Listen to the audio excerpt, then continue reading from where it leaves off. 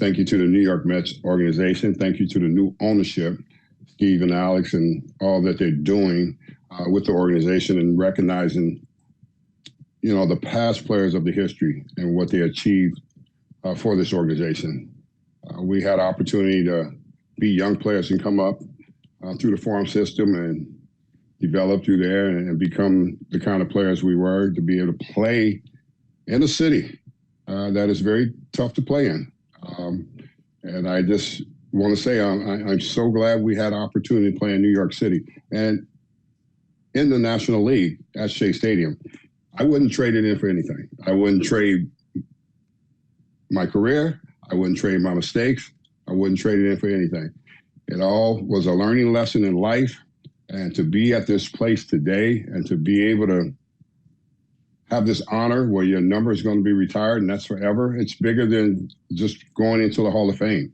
You played for a franchise that has not had a lot of homegrown young players come through the organization and be able to achieve such great things. I think the greatest player that ever achieved that coming through the organization was Tom Seaver, more than anybody that I could see than me and Doc, because we are from the organization, from the bottom all the way up to the top. So I want to thank everyone. I want to thank the sports writers. I want to thank the fans. I just want to thank the blue and orange is history. Wearing that is real. My heart and soul bleed blue and orange. I always have, always will. And with the new ownership, bringing back the real history of what Met baseball is all about, it's a really positive step in the right direction. So I'm grateful. I know Doc is grateful. It's a great honor. I'm thanks Steve and like Alex has said for this blessing. Not only do you bless me, but you bless my wife, my kids, my grandkids. And so I'm looking forward to what this day will mean to all of us. It will be a very special day for Doc Gooden, and it will be a very special day for Darryl Strawberry, number 1618. We love you guys. When you come up through an organization, you know the organization that you play for. And I think that was so important for me. I'm quite sure it was so important for Doc, too. We came through the minor league system through that organization. All the other teams that I played for, they were just teams. The Mets are my team. That's what I grew up under. And to be able to come through that system and knowing it wasn't easy coming through that system, and knowing that I had some challenges when I played in Lynchburg, when I was thinking about quitting baseball and didn't quit, and they asked me to give it another year, and I went to Jackson, and I went off and had a great year that year in Jackson, Mississippi. That's when I became a baseball player. That's when I realized that I was going to hopefully do something special one day and get to the big leagues.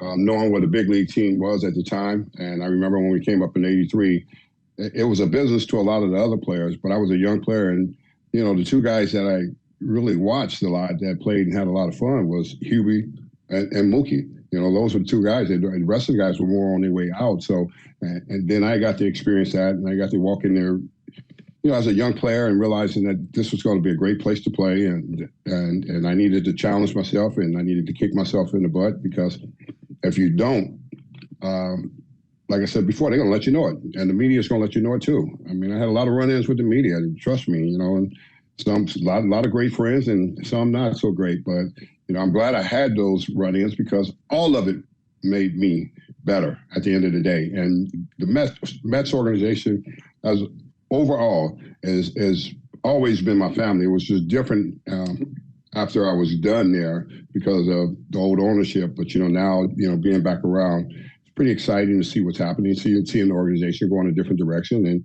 and building a younger foundation again, getting a lot of younger players like me and Doc was coming through the organization.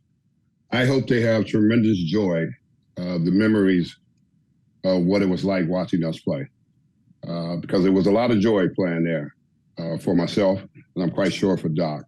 And if they can receive that, I know it's probably a younger generation of fans. A lot of the older generation of fans, I don't know if they're still around or not, but I know we brought tremendous excitement, and when I look back and reflect on it, and I look at my rookie season and realize how empty Shea Stadium was, and then after that rookie season, it was never empty. It was a stadium that was full of fans. And I think the most important thing that I want them to know is we love them.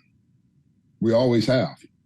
It never had anything to do with me leaving because of the fans. That was never a question.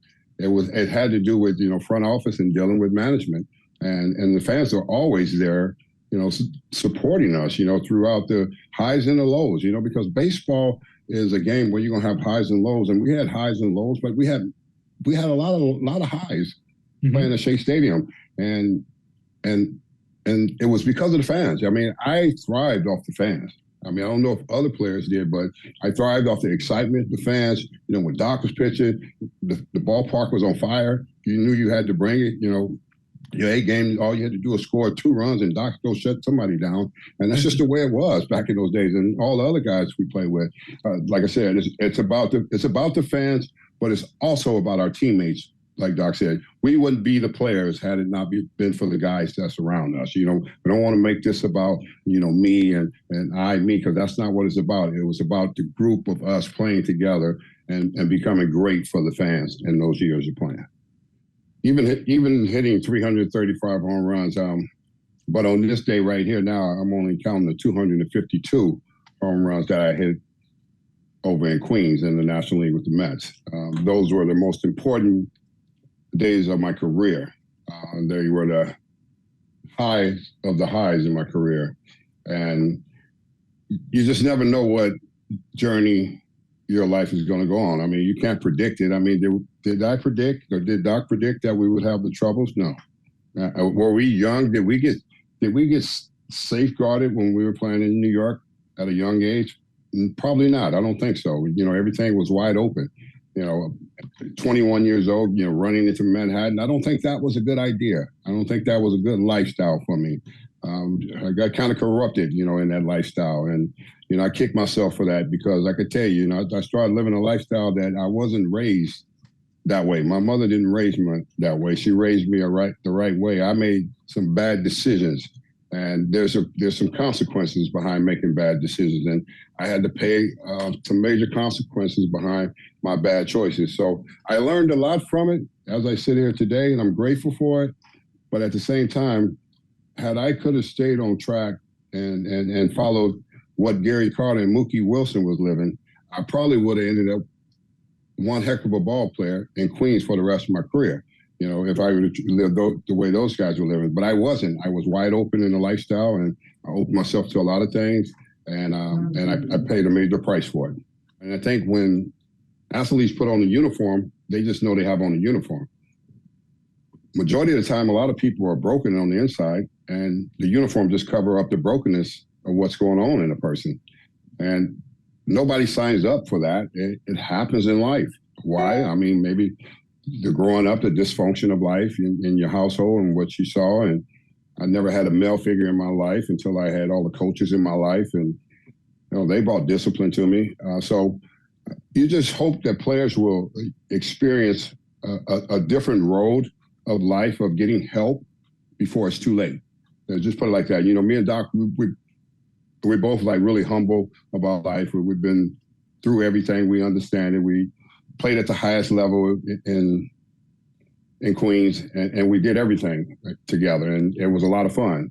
But at the same time, we were young, and were we well on the inside? A lot of times I look back, and like I said, I look at that and I think, man, I was never well. Had I been well, what could I have done? And you just imagine if people can come in, and young athletes can come in and play under that pressure and expectation and get the help that they need.